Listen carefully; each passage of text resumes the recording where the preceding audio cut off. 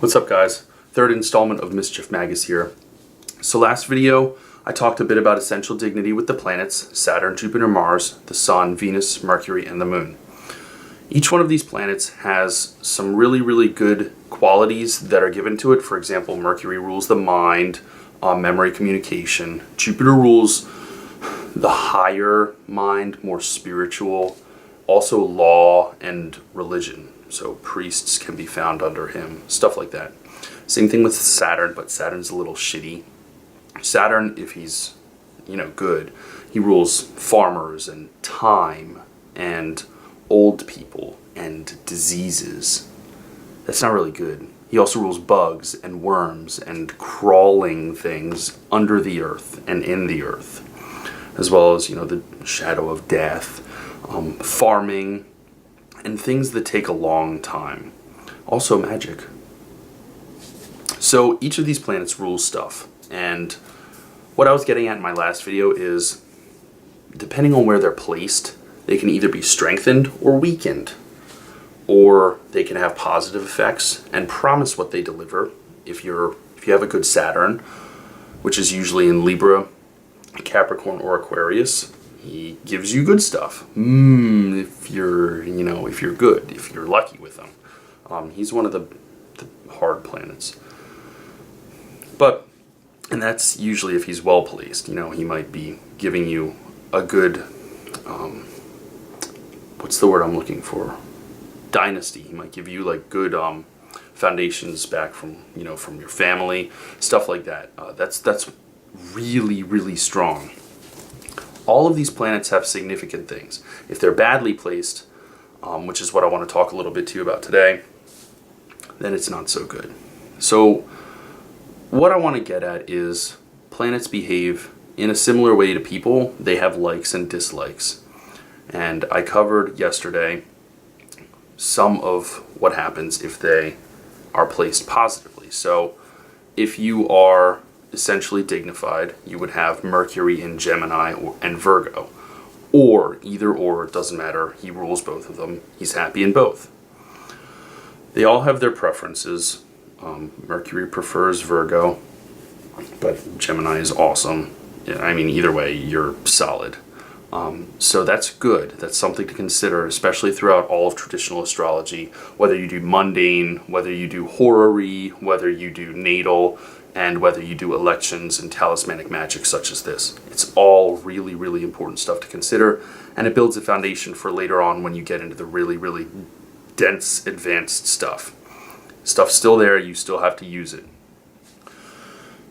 So this time, it's about detriment. So, like I said, all of the 7 planets rule something in the zodiac. So, like I said, they rule certain signs. Sun and Moon rule 1, the other 5 rule 2. What's interesting is they get really messed up in signs that are the exact opposite of the signs that they have rulership in. So, as an example, Jupiter rules Pisces and Sagittarius. What are the signs that are exactly opposite of Pisces and Sagittarius? Well, for Pisces, we have Virgo, and for Sagittarius, we have Gemini. Interesting. If you find Jupiter in either of those signs, that is called detriment. And that is, I don't know if it's an affliction, but it's generally not good. Really, what it means is whatever, it's not stuff that Jupiter works with. So Jupiter rules law and religion and spiritual, higher-minded stuff. It doesn't mean it's better or more advanced. It's just, that's what it is. Think spiritual stuff, religious, ethereal stuff that makes you feel good, and sort of like that. And as we know, Gemini and Virgo are ruled by Mercury. Mercury is more of a scientific, analytical, picky, packy sort of person, so to speak, that deals with stuff that is more physical, like the sciences and arithmetic and writing. These are things that you do that are physically bound, that we are capable of seeing. Not like religion, where we can't just grab at it out of the sky. We can grab numbers, you know, we can understand them. Religion's more like, it's kind of beyond, you know what I mean? It's kind of beyond that, and you have to have faith for it. So basically, the signs that are opposite of the planet's domiciles are the things that are farthest away from what they represent. Another example is Mars in Taurus or in Libra. I gave this example to one person over Reddit, and I thought that this was really suitable. So Mars in Aries, Mars is the huge, super strong, big dick warrior who is like, fuck it, he has a direction, he's going to do it. And that's what he gives you. I mean, for the most part, you're not always going to be that, you know, giant, super muscular, whatever, fighter. It manifests differently. By the way, surgeons and medicine, that's ruled by Mars. So it's pretty interesting. It covers a lot of things. Anyway, going back to my point, if you have Mars in Libra, it's like, well, you know, like you could be more passive aggressive, and you could be more, like, if Libra is ruled by Venus, okay? So what is Libra? Well, go online. You probably read this all the time in modern astrology. You're probably pleasant. You probably want things to be fair and balanced. And also it rules, what else does it rule? Pleasant speaking, you know, everything that Venus represents in, and there's stuff that we can go over with that later, because to be honest, I really need to brush up on what the signs represent myself. But it's just like it's the masculine sign of Venus, and if you have Mars there, it doesn't work. Because Venus, Aries, is completely opposite of Libra. So if Mars likes it here, think of having Mars in Libra being like, I don't know, somewhere really far from home. Think of the place that is the exact opposite of where you're used to staying, or where you're used to watching videos, or like you're doing right now. That's what it's like. You are far from home as you could possibly be. You have no idea what's there. You are like a stranger in a land you have never heard of. It would be like me going to Israel, because I have no idea what's in Israel. And I can't speak the language. I can't do anything. I can't say, you do this, you do that. Because people would look at me and be like, what? And it doesn't, it's combining elements and forces that are inherently incompatible. That's what detriment is. So, if you would, I'm probably going to have to create a description for this, because it will make a little bit more sense when I post this. But look at a zodiac wheel and look at all 12 of the signs. It's really cool how they did this. They have the 12 of them, and then it's just like I said, you know, you have the 2 signs that each of the 5 planets rule, and you look at them, and interestingly enough, if you have the sun who rules Leo, he is in detriment in Aquarius, and that's the farthest away sign that he could possibly be. It's literally on the other edge of the map, so to speak. I mean, I'm not saying, it's hard to say this without, like, I don't want to like piss people off, but it's not that, oh, you're broken and you're screwed up and you should kill yourself, because you shouldn't, and that's not what it's about. The idea of having a planet in dignity or detriment is that fundamentally planets promise certain things. The sun rules vitality, and it rules, I don't want to say selfishness, but it rules centering in on yourself. You know, that's what the sun is. All of the planets revolve around the sun. It's really cool how they did this stuff. It kind of creates a meta idea, like, oh, this can kind of work with this, but everything revolves around the sun. And that's kind of what Leo is. You know, I'm sure you've all heard it before. Oh, Leos like to be the center of attention. Well, I mean, you know, it's interesting because it can't really help it. And then sometimes you read bullshit like, oh, they're the life of the party. I mean, you know, it depends. Everybody can be the life of the party if they want, but that's kind of where the idea came from. And of course, there are physiological effects on this, but generally, think of it this way. If you have a planet in rulership, there's a good chance that it will promise what the planet naturally indicates. If you have a planet in detriment, there is a good chance that it will not behave and it will not do what it was guaranteed to do because it's far from home, and it does not have the resources, it does not have the capabilities, and it does not have the access to be able to command all of its resources that it should have.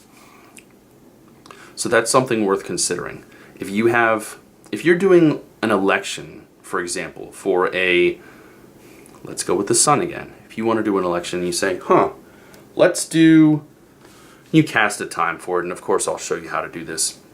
You cast a time for it, and it's like, oh, well, Mars is, he's on the midheaven squaring the sun, and the sun is in Aquarius while the sun is rising. That's really bad. Don't do that. Do not, do not do that. Even if you have the sun in Aquarius, don't make something already more complicated than what it is, because it's gonna really, the worst thing that could happen is it's just not going to work. But if you mess around with it, it's just gonna make things bad. To be honest, I don't really have a guidebook for all the do's and do nots because I'm still learning myself. But you have to really make judgment calls on a lot of it. That's why I'm giving you these long-winded explanations about dignity and detriment. Don't make talismans if Saturn is in Cancer or Leo and you want to make a Saturn talisman, because Capricorn and Aquarius completely oppose Cancer and Leo. All of the signs that oppose each other that are ruled by planets are opposite of what they naturally indicate. Another example. Let's go with that Mars example. Venus rules Libra and Taurus. Well, if you have Venus in Scorpio, Scorpio is the opposite of Taurus, so you have to. It's in detriment, so it's not going to behave how Venus should. You have to do judgment calls, because a lot of the time this is symbolism, right? And these symbols mean something, but sometimes you don't know. It's hard because you have to do a lot of digging. You have to do a lot of research. My plan is I'm going to try and read to you guys about generally what the planets indicate, what they symbolize, each of them, because I'm apparently doing long videos now. And I've also had my account approved so that I can do past 15 minutes. Let's hope that my computer can handle that upload. So that's what I want to do. But this is a good start, and I feel comfortable doing this because I think, in my opinion, these are the most important things that you need to know. Dignity, debility. So you get, for example, Mercury in Gemini or Virgo, or Mercury in Pisces. There are people that do amazing things with these positions. It doesn't mean you're a broken person. It just means that the planet is not going to behave the way it's supposed to. Mercury in Virgo is like, I don't want to say the scientist, but kind of. And there will be reasons for that, and I will try and go over them with you to kind of make sense. Well, why does it have to be this way? It just does, and I'll try and explain that to you. If you have Mercury in Pisces, well, we just talked about how Jupiter rules, Pisces and Sagittarius. And as I just recently said, Pisces is the opposite of Virgo, Virgo being one of the signs that Mercury is comfortable in, actually super comfortable in. So, you have Mercury in Pisces. You could be you could speak a lot about religions that are, confusing. It could be like new religions. I don't know. It all depends on where Mercury is placed in the houses, and all the aspects and the degrees. Oh, there's just so much stuff that's necessary to cover. So, like I said, this is an ongoing project, and I am continuously learning as well, because the best way to explain to people things is if you know a lot about them. There's tons of other better resources, most likely, but I like explaining this, and I hope that you're enjoying reading them and listening to them so far, because I've been trying to be active on the comments. Well, anyway, I'm not going to pat myself on the back for that stuff, but the idea is dignity, detriment, and then next time we'll probably go into exaltation and fall, which is the exact same thing as essential dignity in rulership and detriment, but they're different. So they're by sign, and then exaltation has stuff to do with the seasons. I'll give a quick example. Taurus is exalted with the moon. So, excuse me, the moon is exalted with Taurus. I think I mentioned this before, but it has something to do with the seasons. Now, I have to go back and read about it, but here's a general idea. The moon represents the cultivation of life, and it revolves around us all. It ebbs and flows with the tides, and it creates a lot of different change. Well, Taurus is the sign of, well, it's a cow, so naturally we assume that it has something to do with agriculture and, crops. And I believe it does. It has stuff to do with, growing, having the earth, and also pleasant things, since it's ruled by Venus, who likes food and comfort and stuff like that. Well, if you think about it, a planet that revolves around the cultivation of life and nurturing all forms of existence, as well as the birth and generation of things, you want it in a sign that promises, comfort and good things. So that's kind of the wiring and mental fortitude that you have to consider when you're thinking about how things are exalted, or how things are fallen, or how things are, in detriment, or essentially rulership. Give another example, and this one I actually know because I have this placement and it sucks, and I hate it, and there's nothing I can do about it. But Venus is in fall in Virgo. Why, you might ask? Well, what does Venus rule? Well, Venus rules sex, pleasure, good drink, fun, happiness, mirth, beauty, all that kind of stuff. The stuff that gives you pleasure. Like, think of whatever pleases you. I mean, physically. A lot of it is physical. Art, too. That's what Venus represents. What does Virgo represent? Well, Virgo is ruled by Mercury. What does Mercury do? Well, he does science. He does all these dry, learning, arithmetic, sciencey stuff. So, if you have Venus in Virgo, you're probably going to, and I'm not, again, this is general stuff. This is how my life is. Typically, sometimes I forego intimate pleasures, which is pretty sad. And, some people are like, well, and I'm only saying that because that's how it is. That's how it works. And I'm not saying that if you have that, that's what you are. You just don't like doing that. I mean, it'll manifest in certain ways. Other ways for me, I just prefer to be around people that are intellectual, and I just choose to not engage in any, kind of physical enjoyment most of the time, because it's just, I don't know. It's crazy how it works sometimes. And I'm being honest with you guys because I'm not going to hold anything back from you with this. I mean, if you're going to learn traditional astrology, you got to look at yourself in the mirror really hard, and you have to think, okay, this is my life, and there's going to be some parts of my life that are going to suck ass, and there's going to be other parts of my life that are going to be really good. Unfortunately, nobody gets everything, and some people get very little. I'm not saying there's nothing you can do about it, which is why I like talismanic magic, because you do have a bit of free will. And most of the things are set in stone, but you do have a choice.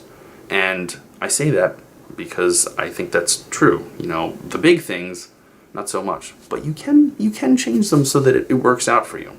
And I think everybody wants a better life. So that's the idea.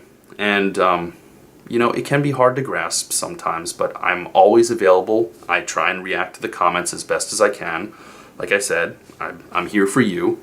So if you have any questions, considerations, or thoughts, please make a comment below, and I will be happy to, I'll probably make some long-winded response, and I'll try and be as specific as I possibly can. Anyway, I'm going down to my parents for the weekend, so have a good night and have a good weekend. I'll probably be back Monday. Peace.